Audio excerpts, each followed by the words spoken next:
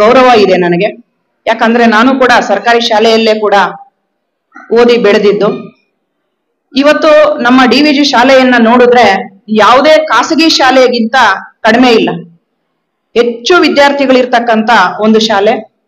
ಮೊದ್ಲಿಂದಲೂ ಕೂಡ ಡಿವಿಜಿ ಅವರ ಒಂದು ಮಹಿಮೇನೋ ಏನೋ, ಡಿವಿಜಿ ಸ್ಕೂಲ್ ಅಲ್ಲಿ ದಾಖಲಾತಿ ಹೆಚ್ಚು ಮಟ್ಟದಲ್ಲೇ ಇದೆ, ಹೆಚ್ಚು ದಾಖಲಾತಿ ಇದೆ. ಮತ್ತೆ ಮಕ್ಕಳು ಕೂಡ ಅದೇ ರೀತಿ ಉತ್ತಮವಾದ ವಿದ್ಯಾಭ್ಯಾಸವನ್ನು ಮಾಡ್ಕೊಂತ ಬಂದಿದ್ದಾರೆ.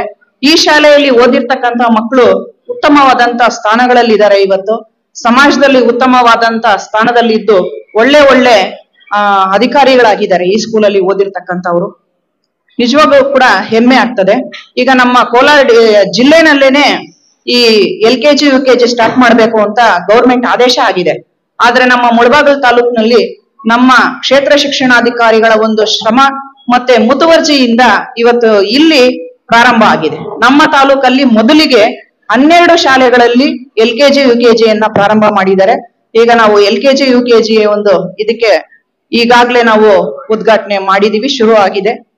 ನಿಜವಾಗ್ಲೂ ಕೂಡ ನಮ್ಮ ಕ್ಷೇತ್ರ ಶಿಕ್ಷಣಾಧಿಕಾರಿಗಳಿಗೆ ನಾನು ಈ ಮೂಲಕ ಧನ್ಯವಾದಗಳನ್ನ ಅರ್ಪಿಸ್ತಾ ಇದ್ದೀನಿ.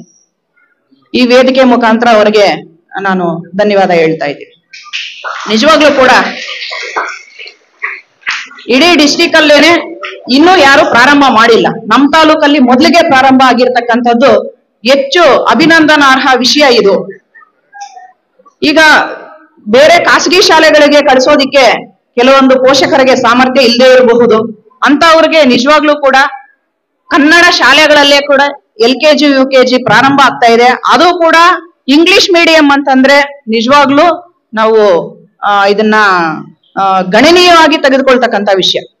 ಕೆಲವೊಂದು ತಂದೆ ತಾಯಿಗಳಿಗೆ ಎಲ್ಲೋ ಒಂದ್ ರೀತಿ ಹಳಕಿರ್ತದೆ, ನಾನು ಇಂಗ್ಲಿಷ್ ಮೀಡಿಯಂ ಓದಿಸ್ಬೇಕಾಗಿತ್ತು, ನಮ್ಮ ಅಕ್ಕಪಕ್ಕದ ಮನೆಗಳವರೆಲ್ಲ ಖಾಸಗಿ ಶಾಲೆಗೆ ಕಳಿಸ್ತಾ ಇದ್ದಾರೆ, ನನಗೆ ಇಂಗ್ಲಿಷ್ ಮೀಡಿಯಂ ಓದ್ಸಕ್ ಆಗ್ತಾ ಇಲ್ಲ, ದೊಡ್ಡ ಸ್ಕೂಲ್ಗಳಲ್ಲಿ ಡೊನೇಷನ್ ಕಟ್ಟಿ ನನ್ಗೆ ಓದ್ಸಕ್ ಆಗ್ತಾ ಇಲ್ಲ ಅಂತ ಎಷ್ಟೋ ಪೇರೆಂಟ್ಸು ಅವ್ರ ಮನದಲ್ಲೇ ಕೊರಗ್ತಾ ಇರ್ತಾರೆ. ಸೊ ಅಂತವರಿಗೆ ಇದೊಂದು ಸುವರ್ಣ ಅವಕಾಶ. ನಮ್ಮ ಸರ್ಕಾರನೂ ಅದಕ್ಕೆ ಅನುಕೂಲ ಮಾಡಿಕೊಟ್ಟಿದೆ. ಸೊ ಜೊತೆಗೆ ನಮ್ಮ ಕ್ಷೇತ್ರ ಶಿಕ್ಷಣಾಧಿಕಾರಿಗಳು ಕೂಡ ನಮ್ಮ ತಾಲೂಕಲ್ಲಿ ಇದನ್ನ ಪ್ರಾರಂಭ ಮಾಡಿ ಅದಕ್ಕೆ ಶಿಕ್ಷಕರನ್ನ ಒಂದು ವ್ಯವಸ್ಥೆ ಮಾಡಿಕೊಟ್ಟು ಆ ನಿಟ್ಟಿನಲ್ಲಿ ಒಂದು ಮುನ್ನಡೆಯನ್ನ ಇಟ್ಟಿದ್ದಾರೆ. ನಿಜಕ್ಕೂ ಕೂಡ ಬಹಳ ಸಂತೋಷದ ವಿಷಯ. ಸೊ ಇನ್ನು ಮುಂದುವರೆದು ಹೇಳ್ಬೇಕು ಅಂತಂದ್ರೆ ನಮ್ಮ ಕನ್ನಡ ಬೆಳಗು ವೇದಿಕೆಯ ಇವರಾದಂತ ಸಂಸ್ಥಾಪಕರಾದಂತ ನಮ್ಮ ಸುಬ್ರಹ್ಮಣಿ ಅವರು ಬಹಳ ಇನಿಷಿಯೇಟಿವ್ ತಕೊಂಡು ಈ ಕನ್ನಡದ ಒಂದು ಇದ್ರ ಮೂಲಕ ಈ ಕಾರ್ಯಕ್ರಮವನ್ನ ಮಾಡ್ತಾ ಇದ್ದಾರೆ. ಒಂದು ಉತ್ತಮವಾದ ಕಾರ್ಯಕ್ರಮ. ಮುಂದಿನ ದಿನಗಳಲ್ಲಿ ಇದೇ ರೀತಿ ಒಂದು ಉತ್ತಮವಾದ ಕಾರ್ಯಕ್ರಮವನ್ನ ಮಾಡ್ತಾ ನಮ್ಮ ಕನ್ನಡ ಸಾಹಿತ್ಯವನ್ನ ಪ್ರೋತ್ಸಾಹ ಮಾಡ್ಲಿ. ಅವರು ಕೂಡ ಸಾಹಿತಿಗಳಾಗಿದ್ದಾರೆ. ಕೆಲವೊಂದು ಕವನಗಳನ್ನ ಕವಿಗೋಷ್ಠಿಗಳನ್ನ ಬರ್ದಿದ್ದೀನಿ ಮೇಡಮ್, ನಾನು ಕವಿಗೋಷ್ಠಿ ಮಾಡ್ಬೇಕು ನಿಮ್ ಮುಖಾಂತರ ಅಂತ ಕೇಳಿದಾಗ ನಿಜಕ್ಕೂ ಕೂಡ ನನಗೆ ಹೆಮ್ಮೆ ಅನಿಸ್ತು. ಈ ಬ್ಯುಸಿ ಶೆಡ್ಯೂಲ್ ನಲ್ಲಿ ಕೂಡ ನಮ್ಮ ಸಾಹಿತ್ಯವನ್ನ ಓದ್ತಕ್ಕಂತ ಯುವಕರು ಇದಾರಲ್ವಾ ಅಂತ ನಿಜವಾಗ್ಲೂ ನನಗೆ ಖುಷಿ ಆಯ್ತು ಅವ್ರು ಬಂದು ಹೇಳಿದಾಗ. ಎಲ್ಲರಲ್ಲೂ ಕೂಡ ಒಂದು ಸಾಹಿತ್ಯ ಅಭಿಮಾನ, ಸಾಹಿತ್ಯದ ಆಸಕ್ತಿ ಇರಬೇಕು. ನಮ್ಮ ಮುಳಬಾಗಿಲು ಡಿವಿಜಿ ಅವರ ತವರೂರು ಅಂತಾರೆ. ಅವರ ಹುಟ್ಟಿತಕ್ಕಂತ ನೆಲ ಇದು, ಅವರು ಬೆಳೆದಂತಕ್ಕಂತ ಮನೆ ಇದು. ಸೊ ಇಂಥ ಸಾಹಿತಿಗಳು ಇರ್ತಕ್ಕಂತ ಊರಲ್ಲಿ ನಾವೆಲ್ಲರೂ ಕೂಡ ಸಾಹಿತ್ಯ ಅಭಿಮಾನವನ್ನ ಬೆಳೆಸ್ಕೋಬೇಕು. ಸಾಹಿತಿಗಳ ಹೆಚ್ಚಾಗಿ ಅವರ ಸಾಹಿತ್ಯವನ್ನ ಅಂದ್ರೆ ಅವರ ಒಂದು ಕೃತಿಗಳನ್ನ ನಾವು ಒಮ್ಮೆ ಆದ್ರೂ ಕೂಡ ಓದ್ಬೇಕು ಅಂತಕ್ಕಂಥದ್ದು ನನ್ನ ಅಭಿಮತ. ನಾನು ಕೂಡ ಓದಿದ್ದೀನಿ, ಓದ್ತಾನೂ ಇದ್ದೀನಿ. ನಾವ್ ಇನ್ನೂ ಎಷ್ಟೇ ಓದಿದ್ರು ಕೂಡ ಇವರು ಬರ್ದಿರ್ತಕ್ಕಂಥ ವಿಮರ್ಶಾ ಕೃತಿಗಳನ್ನಾಗ್ಬೋದು, ಸಾಹಿತ್ಯ ಪುಸ್ತಕಗಳನ್ನಾಗ್ಬೋದು ನಾವು ಮುಗಿಸೋದಿಕ್ ಸಾಧ್ಯ ಇಲ್ಲ.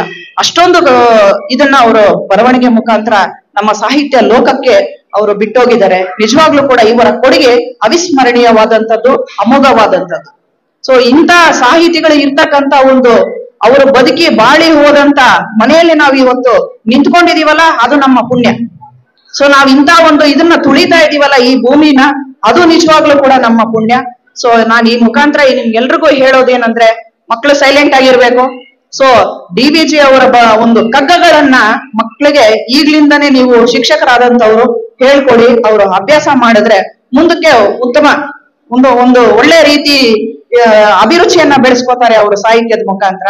ಇಲ್ಲಿರ್ತಕ್ಕಂಥ ಶಿಕ್ಷಕರು ನಮ್ಮ ಕಗ್ಗಗಳನ್ನ ಅವಾಗ ಬಿಡುವಿನ ಸಮಯದಲ್ಲಿ ಹೇಳ್ಕೊಡಿ ಮಕ್ಕಳಿಗೆ.